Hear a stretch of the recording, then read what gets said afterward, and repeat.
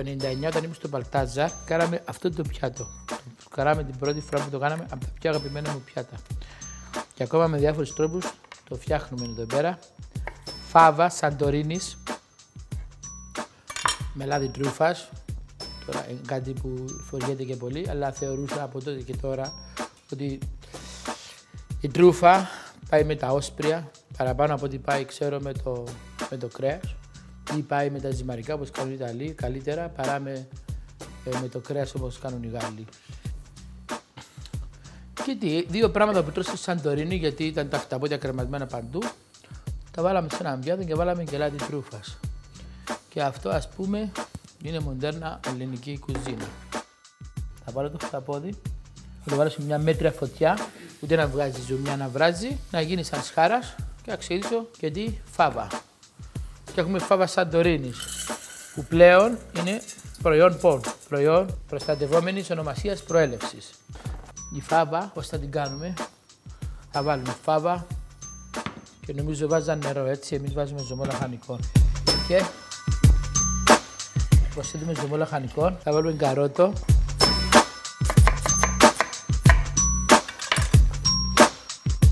Και μύδι θα βάλουμε. Θα βάλω και μια σκελίδα σκόρδο και θα βάλουμε και δάφνη. Θα ξαφρίσω και λίγο και θα το αφήσω αυτό το πράγμα μισή ώρα, περίπου μισή ώρα να βράσει. Και έχει περάσει τώρα μισή ώρα και να τη φάβα μας θα την κάνουμε χωρίς να την αλέσουμε, θα την βράσουμε κι άλλο και θα την εκατεύουμε στη συνέχεια για να αλεστεί, για να νιώθει πιο αλεσμένη. Αλλά επειδή θα την αλέσουμε πολύ και θα προσθέσουμε και τρούφα, λάδι δηλαδή, θα την αλέσω έτσι όπως είναι. Θα προσέχετε όταν βάζετε ζεστό μπλέντερ να αλέσετε, μπορεί να πεταχτεί απότομα. Οπότε θα φωνάξετε έναν άνθρωπο που δεν συμπαθείτε και θα του πείτε να το ξεκινήσει. Διαφορετικά θα βάλετε μια πετσέτα. Θα βάλετε μια πετσέτα όταν κάνετε ζεστά για να προστατεύσετε τον εαυτό σας.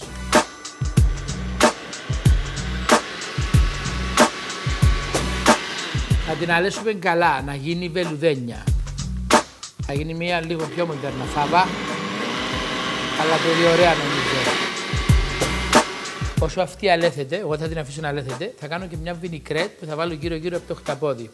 Και θα βάλω λάδι τρούφας, ελαιόλαδο και λίγο μπαλσάμικο.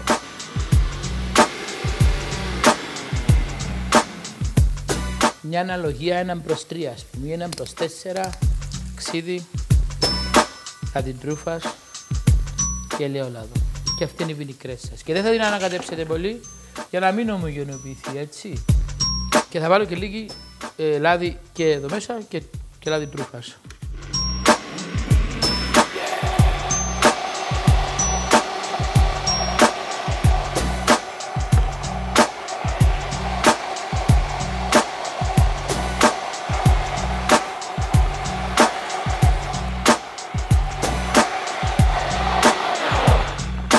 Αυτή δεν έδωσε κανένα να δοκιμάσει, θα την πουλήσω γιατί αξίζει. Θα πάρουμε ένα κομμάτι χταπόδι και θα το κόψουμε σε λεπτές φέτες.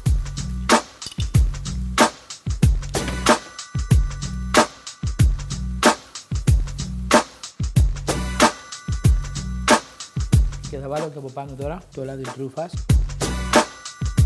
Αυτή είναι η μορφιά της Ελλάδας μας.